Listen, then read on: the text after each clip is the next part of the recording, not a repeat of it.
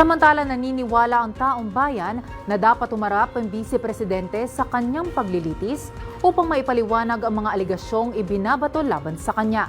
Ang detalye hatid ni Julian Bunag, live rin mula sa Senado. Julian?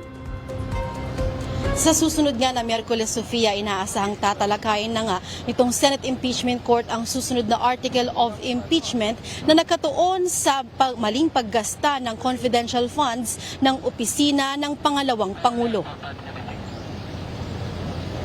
Kabilang sa tatalakayin sa paglilitis ang paglustay sa confidential funds ng Department of Education noong siya pa ang kalihim nito. Kaya naman sa pag-usad ng trial, umaasa ang ilang Pilipino na ang sa akin lang, dapat umati siya sa hearing para maliwanagan yung side niya. Baka totoo na kaya hindi siya umati na hearing. Siyempre, kailangan malaman dahil pera ng taong bayan yun, pera ng gobyerno yun. Pera ng mga taong bayan, mga tax, mga ano. Kailangan talaga malaman. Ang gusto ko naman linawin yung kung totoo or hindi.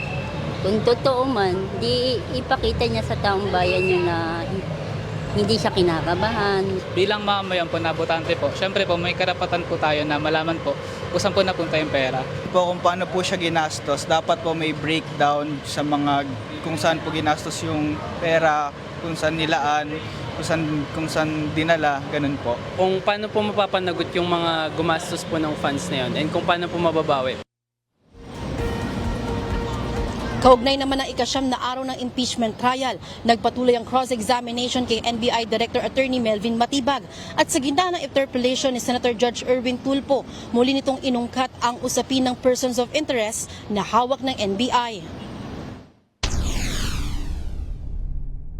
Without mentioning po kung sino itong mga tao na ito or yung pagkakilala nila, kung nasaan sila, maaari po ba ninyong bigyan kami ng ideya itong mga persons of interest na ito? Kung ano po talaga ang trabaho nila, kung sila po ba talaga yung mga hitman o mga gun for hire o riding in tandem, ano ho ang klaseng trabaho meron itong mga ito?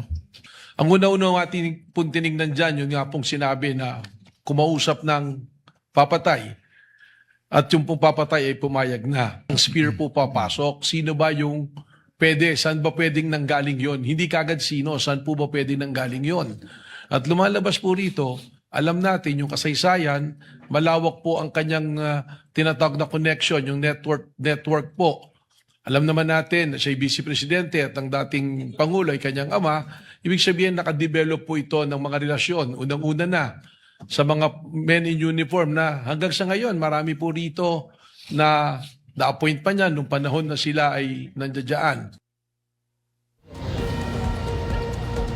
Dagdag pa ni Matibag, nagkaroon na ng progreso ang investigasyon na ito dahil binawasan na o nabawasan na ang maraming bilang ng persons of interest mula sa malaking bilang nito. Bagamat sigurado anya sila na may kinausap na ang pangalawang Pangulo, ang pangamba pa rin nila hanggang ngayon ay wala pa rin silang nakukuhang pagkakakilanlan nito sa kasalukuyan.